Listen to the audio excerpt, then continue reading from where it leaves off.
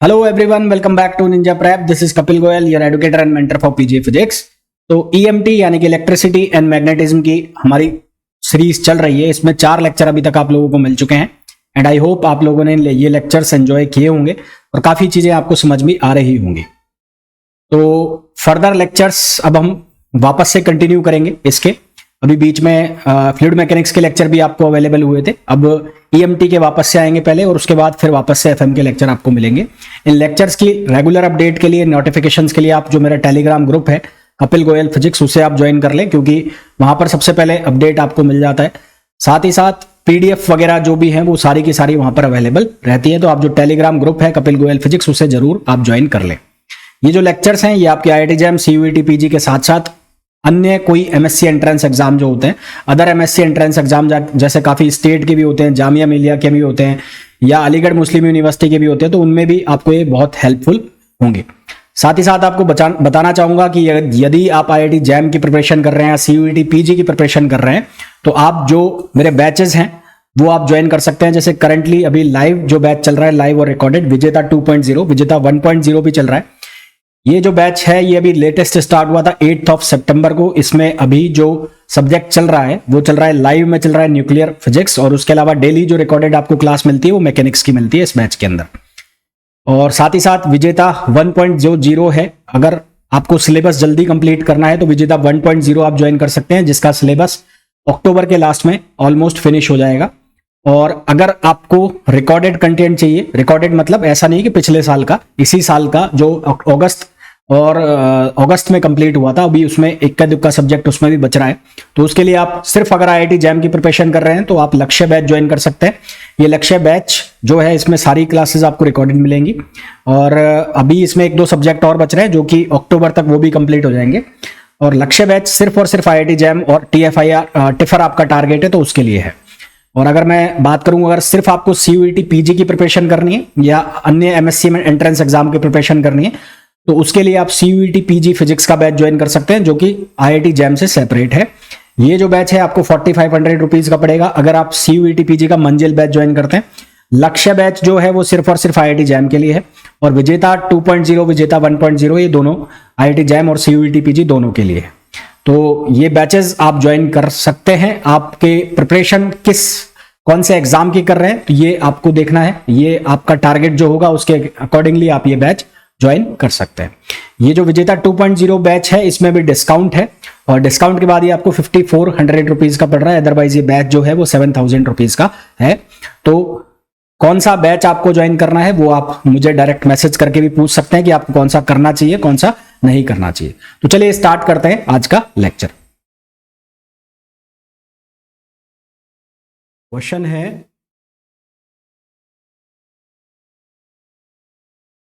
To charge sphere of radius, two charged sphere of radius r1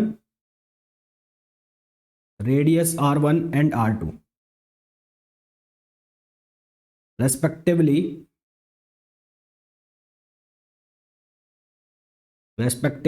are charged and joined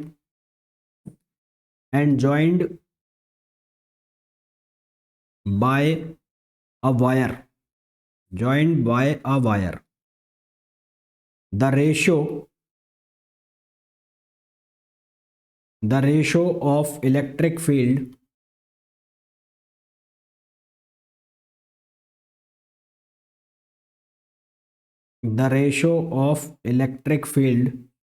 of the spares is, option A है R1 upon R2, option B है R2 upon R1, option C है R1 square upon R2 square, और option D है R2 square upon R1 square.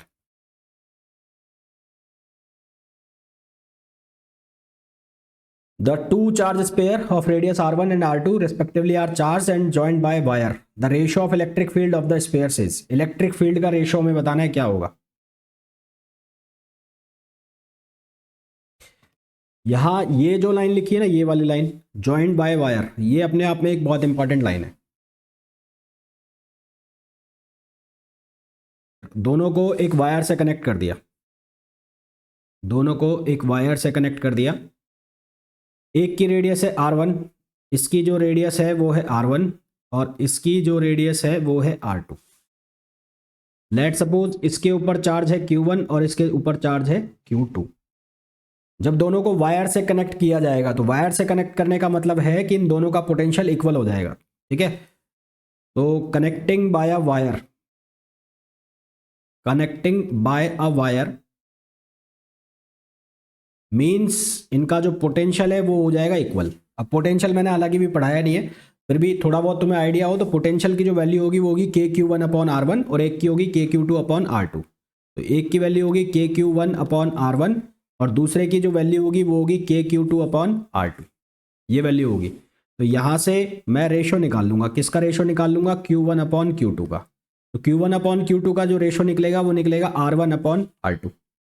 आपको क्या निकालना है? आपको निकालना है इलेक्ट्रिक फील्ड का रेशो. तो इलेक्ट्रिक फील्ड का जो रेशो है स्फीयर की वजह से जो उसकी सरफेस या उसके बाहर जो इलेक्ट्रिक फील्ड था वो था के क्यू स्क्वायर अपॉन के क्यू अपॉन आर स्क्वायर. क्या रेशो था? के Q upon are square.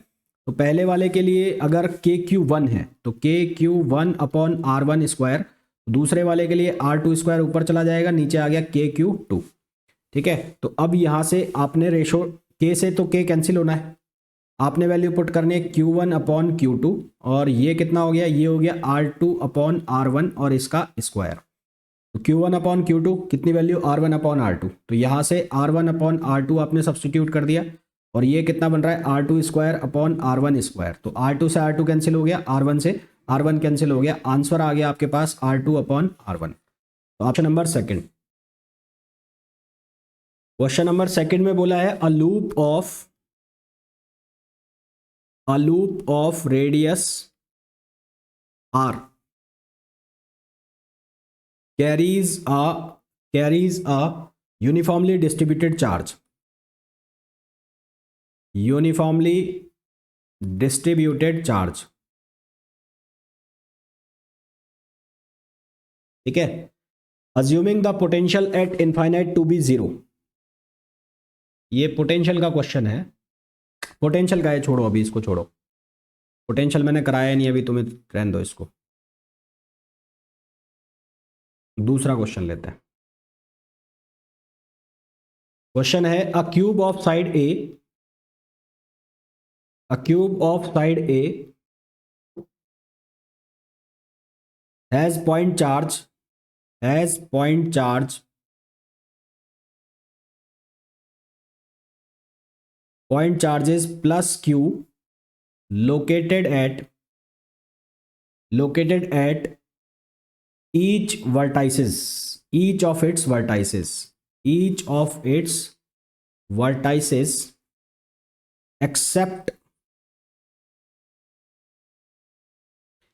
except for the origin, where the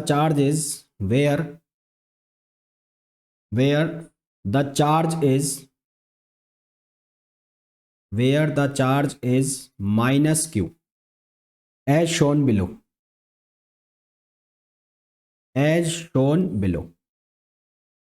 ठीक है, और ये डायग्राम बना के दिया हुआ है. ये हो गया y एक्सेस, ये दिया हुआ है z एक्सेस और ये वाला जो एक्सेस है ये एक्सेस दिया हुआ है x एक्सेस.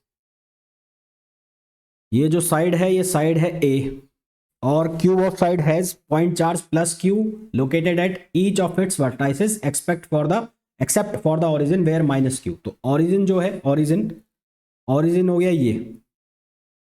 ओरिजिन पर जो चार्ज है वो है माइनस q और बाकी सभी के ऊपर चार्ज है plus q. The electric field at the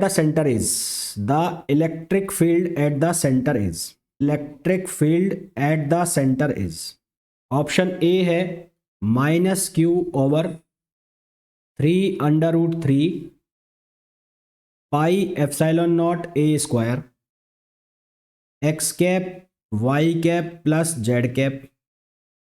option B है Q/3 √3 पाई एप्सिलॉन नॉट ए square x cap plus Y cap plus Z cap. Option C -2Q/3 √3 pi epsilon naught ए square x cap plus Y cap plus Z cap. और option D है 2Q/3 √3 pi epsilon naught ए square x cap plus Y cap plus Z cap.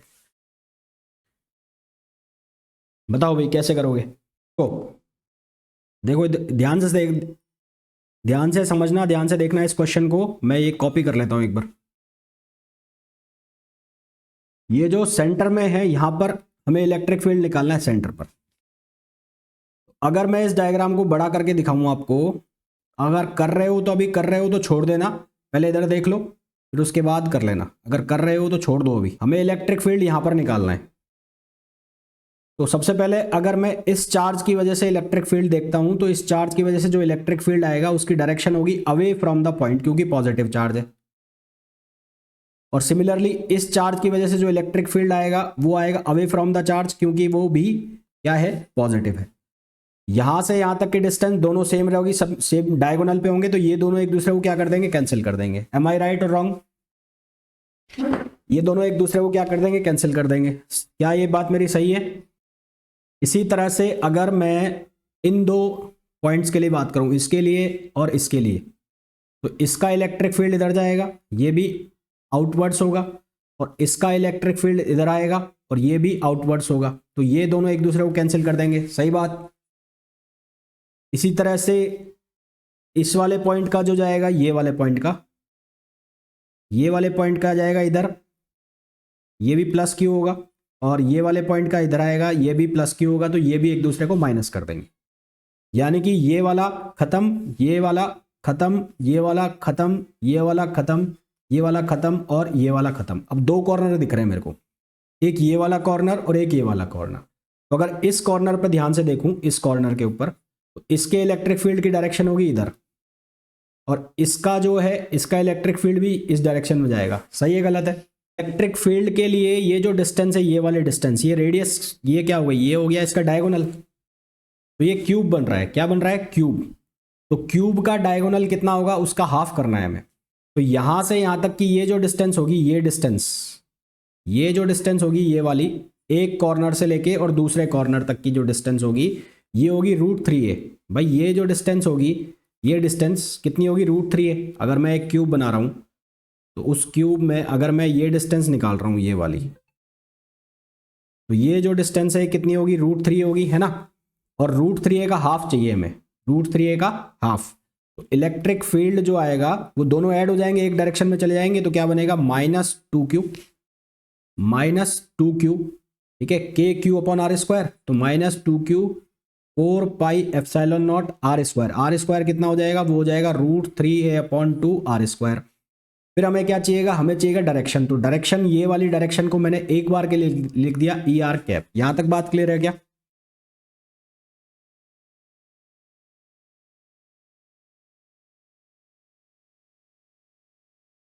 अब ER cap की value निकालनी है, तो हमें ER cap क्या होगा, इसके सेंटर के लिए निकालना है। तो unit vector for centre, unit vector for centre point, centre point. अब इसका यूनिट वेक्टर कितना निकलेगा, भाई यूनिट वेक्टर निकाल रहे हैं, तो यूनिट वेक्टर क्या होता है, वेक्टर अपॉन उनका मैग्नीट्यूड। तो कौन कौन से पॉइंट आ गए, x, y और z। भाई सेंटर वाला पॉइंट है, उसके लिए x, y, z, और नीचे उनका मैग्नीट्यूड। मैग्नीट्यूड कितना हो जाएगा, 3, 1 + 1 + 1 3 हो जाएगा। तो हमारे पास जो नेट आंसर आ जाएगा, वो नेट आंसर क्या आ जाएगा, E = -2q/4 pi epsilon not. फिर हमने स्क्वायर किया है √3/a/2 का, तो ये बनेगा 3a² / 4, और ER की जगह हम वैल्यू सब्स्टिट्यूट कर देंगे, क्या, x cap plus Y cap plus Z cap upon √3। तो यहाँ ये 4 से 4 कैंसिल आउट हो गया और ये 3√3 हो गया। तो हमारे पास जो आंसर आ गया वो आ गया -2q upon 3√3 pi epsilon naught ए स्क्वायर, और यहाँ क्या आ जाएगा X cap plus Y cap plus Z cap. ये वैल्यू आ गई हमारे पास किसकी, इलेक्ट्रिक फील्ड की। तो इलेक्ट्रिक फील्ड जो हमारे पास आ गया उसका आंसर आ गया सी। क्लियर है।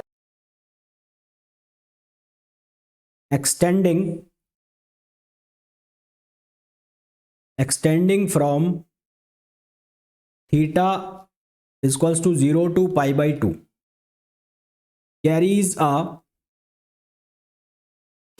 a constant linear charge,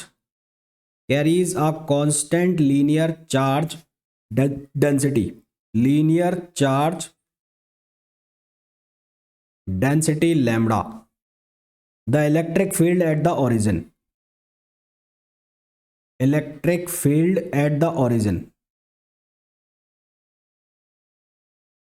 और डायग्राम हमें बना के दिया है